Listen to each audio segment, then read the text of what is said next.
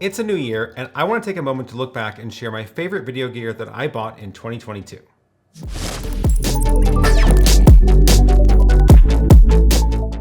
Hi, I'm Aaron Parecki. On my channel, I host weekly live streams answering questions about live streaming and related video gear. In this video, I want to take a moment to look back at 2022 and talk about some of the gear that I bought that has been super useful for me throughout the year. Before we get started, I want to mention a few quick things. This video is not sponsored, I'm not being paid to make it, and everything that you'll see in this video is something I've actually purchased myself. I did get a lot of great gear sent to me last year to review on this channel, but anything that was sent to me to review or keep is automatically excluded from this list. So keep that in mind as you're watching this. There may be some products I would have liked to include that aren't in this video because it wasn't something I bought myself, like the YoloBox Pro as a notable example. I've got plenty of other videos on my channel that you can watch about that device if you are curious. These products range everywhere from $50 to over $3,000, so there should be something in here for everybody. I will include affiliate links to everything in the description below, of course. Affiliate links don't cost you any extra when you use them, and instead, I receive a small portion of your purchase price from the store you buy them from. It's a super easy and free way for you to support this channel. So here we go. First, I want to start with the new brains of my studio, the ATEM 4ME Constellation HD. This is the largest ATEM I've ever owned. It has so many inputs, it's like having 10 ATEM minis in one. There are 40 inputs, 24 outputs, 2 super source, and 4 upstream keys. I used the ATEM Mini Extreme with 8 inputs for a long time, but I quickly had too many things to plug in and I ran out of inputs. I then added an SDI matrix, which let me reassign which cameras and devices go into each of the 8 inputs, and that worked pretty well for a long time.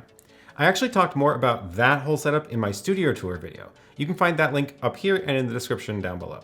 So when Blackmagic announced the new Constellation HD series, I made a list of all the things I plug into the ATEM on a regular basis, and I realized that even the smaller 2ME with 20 inputs and 12 outputs would still be too small.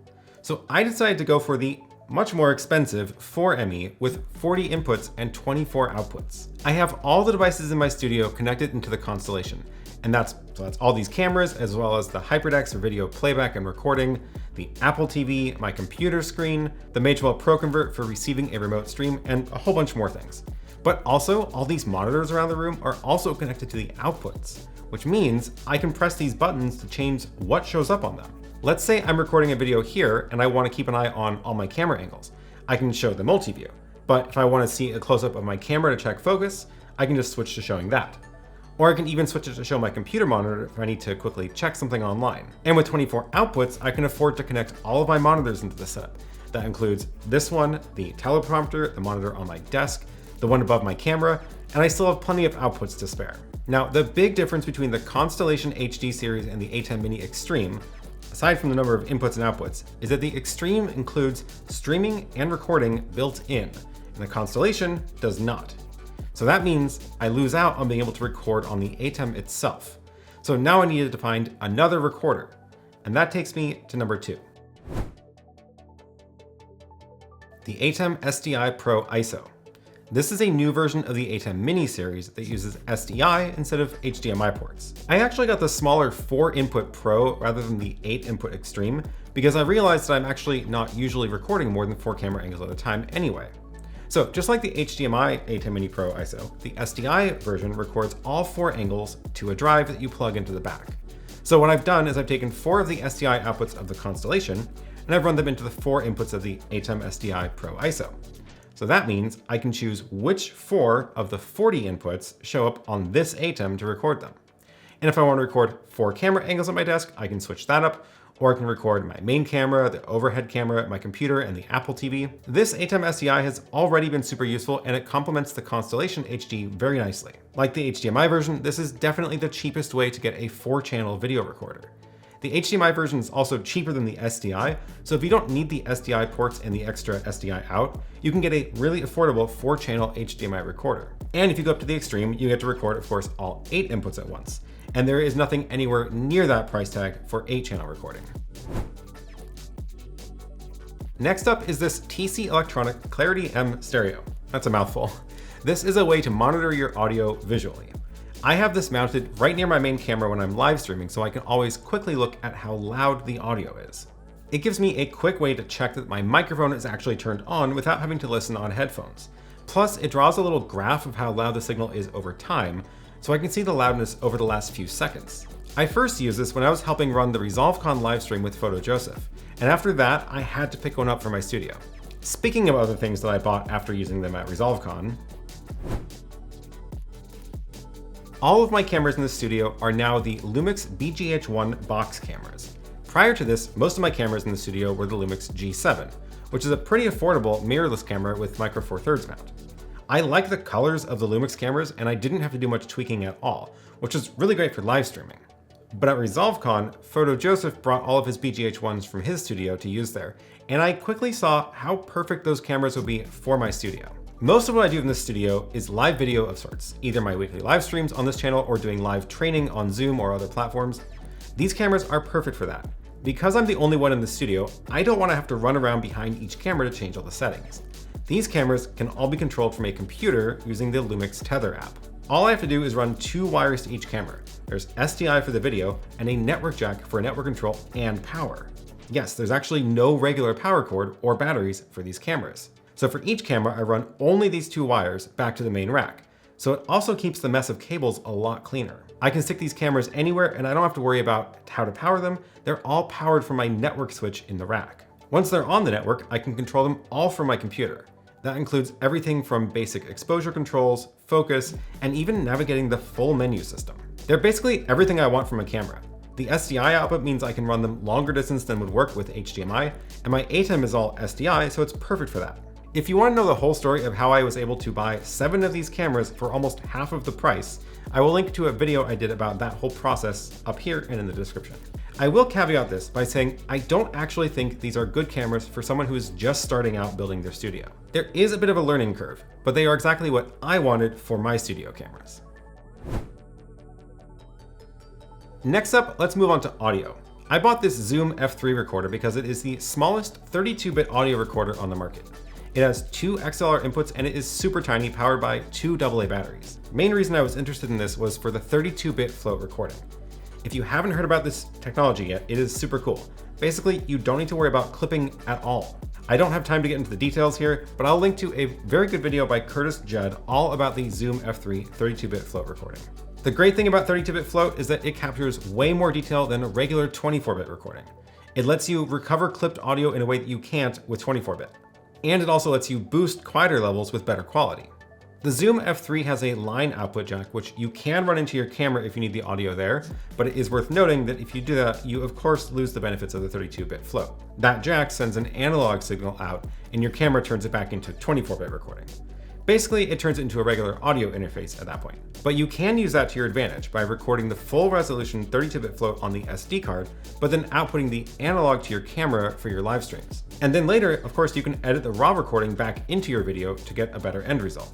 I've also been using the Zoom F3 to record all of the House Files podcast episodes.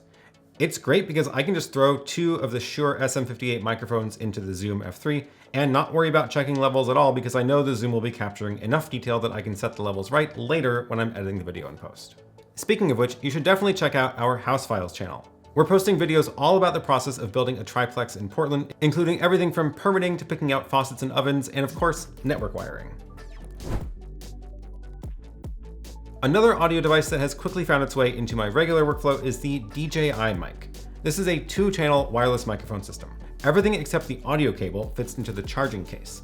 There are a couple cool features of this microphone, but I've already got a whole video about this, which I will link up here and down in the description. But just really quick, a couple of highlights. You can use this mic with your camera with the 1/8" cable, but you can also swap the cold shoe mount with a USB-C or lightning adapter to use it with your phone. Also, the microphones can record internally, which is always great as a backup recording.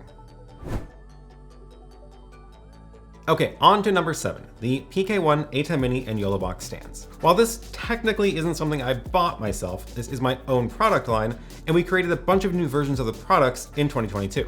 I started this product line in 2021 with a stand for the ATEM Mini, and like a month later, Blackmagic announced the ATEM Mini Extreme, so I had to quickly design a new version for that. Ever since then, I've partnered with Inix3D to design new versions of the ATEM Mini and Extreme stands, which are much stronger and a lot simpler to assemble. The new designs have only a few screws to attach the aluminum bar to the side pieces. You can attach all sorts of things on top of the aluminum bar, like monitors or wireless HDMI receivers, and there is a cold shoe mount on the back for a wireless mic receiver too. Also new in 2022 are stands and cages for the YoloBox and in-stream devices from YoloLive. The YoloBox cage is a great way to turn your YoloBox into a full standalone live streaming solution. I've used this while traveling to a bunch of different countries to keep doing my weekly live streams. And we also have a new desktop stand design, which is even simpler than the original and lets you quickly take out the YoloBox to use it on the go. And then of course, there's the new in-stream vertical live streaming device for Instagram and TikTok. And this stand puts it at just the right angle for you to use on your desk.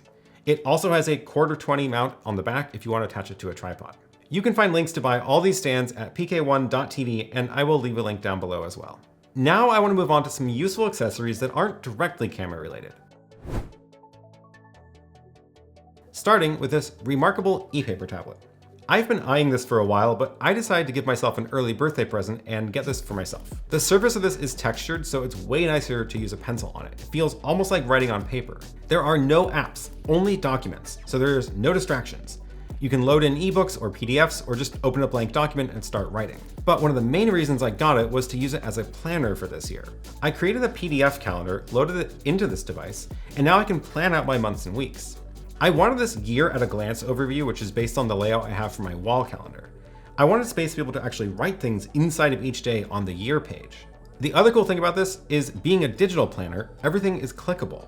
So from the year overview, I can click on a day and jump to that day's page. Then I can click on the month and jump to that month's overview. Then I can click on the week and jump to the weekly spread. I put this planner up on my Etsy shop if you want to get a copy yourself. The link is down below. There are a bunch of other planners out there too, but as far as I know, mine is the only one with the yearly spread that looks like this. A couple other notes about the Remarkable if you are thinking about getting one. I decided to not get the cover or the pencil that they sell, and instead I got third-party ones, which were way cheaper. I'll leave links to the cover that I have and this pencil down below so you can save a few dollars if you get one. This little thing is a laser tape measure. It is a very quick way to measure long distances, and it's a lot easier than an actual tape measure. This has been super useful to measure rooms in the new house as we're building to figure out where to put walls and furniture and things. This room, for example, will be Lily's new studio, and I'm going to run fiber between here and my studio so we can have a high bandwidth video link between the two spaces. If you want to follow along with this whole project, we're posting regular updates on our House Files channel, which will be linked down below too. The other cool thing about this laser measure in particular is that it comes with an app. You can, of course, use it all by itself without the app and just read the measurements on the screen. But if you pair it with your phone, you can take a picture or draw a floor plan, and then you can add measurements right on top. So it is a super quick way to sketch out the dimensions of a room or a wall. And last but not least, this tiny flashlight is so bright. It is perfect for quickly lighting up the back of your rack when you need to move a cable around. If you double tap the button, it goes into always on mode, and it has a few different brightness settings. If you hold the button down, it goes temporarily into the highest, brightest setting while you hold the button down, which is actually really great if you just need a quick bit of super bright light on something. The beam is super wide and actually nicely diffused. It has a micro USB port on the side for charging, so you don't need to worry about replacing batteries either. They also have a slightly larger version, but still pretty small, which has red and UV LEDs too. And that's a wrap for my 2022 purchases. I hope you found some new things to add to your kits. Like I mentioned at the beginning, there's a bunch of other amazing gear that I've used in 2022 that didn't make it into this video because I wanted to focus only on things I actually purchased myself, not things that were sent to me to review. So if you didn't see something in this video that I've talked about during my live streams, that's probably why. Everything in this video is linked below, so please use my affiliate links if you decide to make any purchases. It's a very easy way to help support this channel at no cost to you. And make sure to check out my online store at shop.aaronpk.tv. You can find my ATEM mini stands there, as well as some other fun products I've been launching. As always, thank you so much for watching, and I will see you in the next one.